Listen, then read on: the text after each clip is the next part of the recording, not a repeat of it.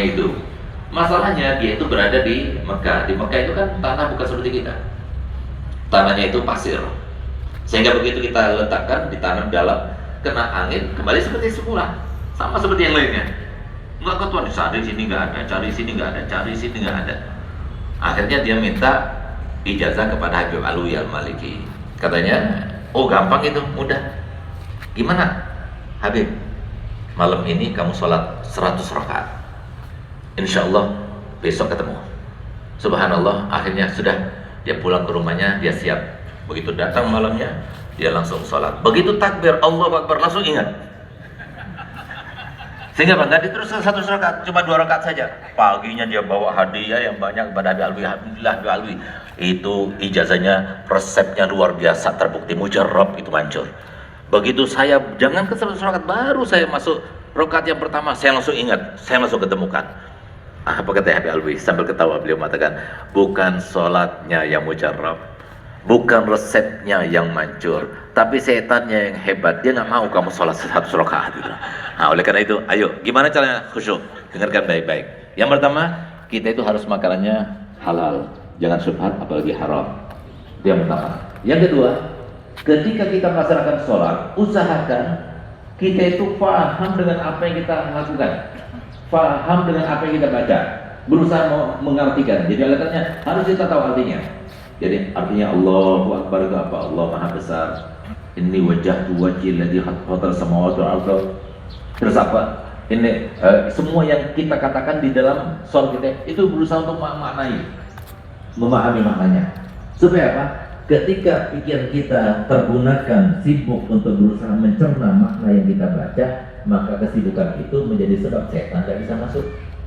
Sebagaimana kita Mbak Basri, bukankah maling itu datang ke rumah yang kosong? Begitu pula ketika hati kita kosong, maka setan itu akan masuk dalam sholat kita. Supaya tidak kosong, bagaimana? Isilah dengan kita itu berusaha untuk memaknai apa yang kita baca.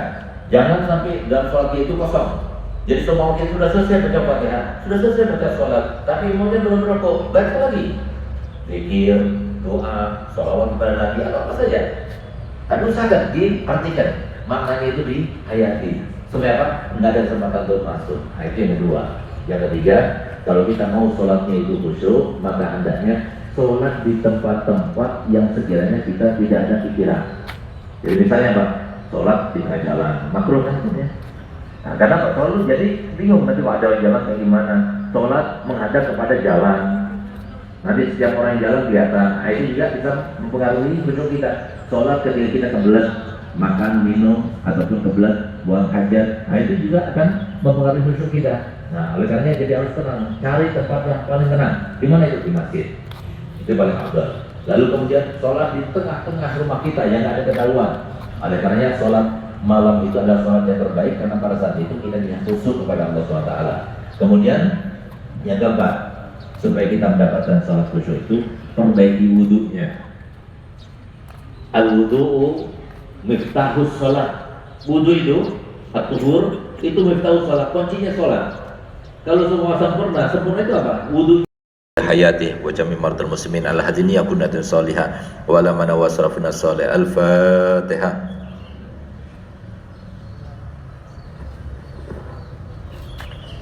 Sebelum dialog interaktif yang nanti akan diawali dari pertanyaan Al-Mukarram Kiai Haji Nur Khalil Mustari, ada di salah satu pengumuman terkait rencana kegiatan Al-Busra takhtim menjelang bulan suci Ramadan yang akan disampaikan oleh beliau Al-Mukarram Haji Abu Darda. Dihaturkan.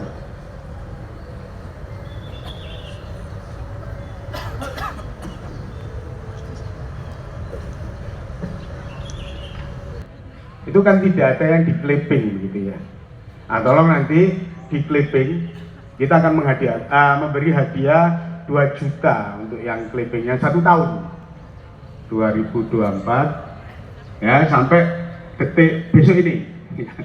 Di clipping yang bagus kita akan memberikan hadiah 2 juta rupiah. Jadi kalau saya ngomong jangan dibuang, repot sampai buang terus ya. Nah, makanya kita kasih hadiah untuk yang mengclipping ini dengan baik ya. Dikasih nama, nanti kita kumpulkan di sini. Kita kasih hadiah 2 juta. Baik, berkaitan dengan acara tahtim nanti, yang pertama silakan kirim doa. Nah, kirim doanya Bapak Ibu hadirin sekalian. Nanti pada pertemuan minggu yang ada acara khataman Al-Quran malam harinya.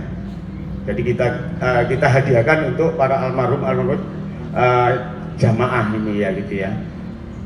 Terus di samping itu pada saat acara tahtim diharapkan Bapak dan Ibu sekalian bawa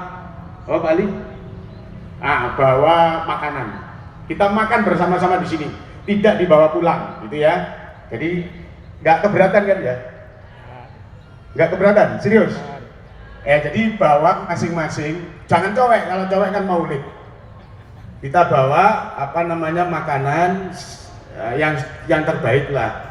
Nanti kita saling tukar, kita makan bersama-sama di sini. Supaya apa? Supaya Jamaah Al-Busro ini lebih harmonis. Kita bisa ketemu di mana-mana. Oh, Jamaah Al-Busro ya. Ada ciri-cirinya. Jamaah Al-Busro itu orangnya baik-baik, tidak pernah memikirkan orang lain. Ya, artinya itu tidak pernah menghasut sana sini gitu ya. Jadi kita itu siap itu ya. Begitu ya. Untuk makannya siap. Siap. Alhamdulillah. Saya rasa itu, terima kasih. Mohon maaf atas kurang lebihnya. Assalamualaikum warahmatullahi wabarakatuh.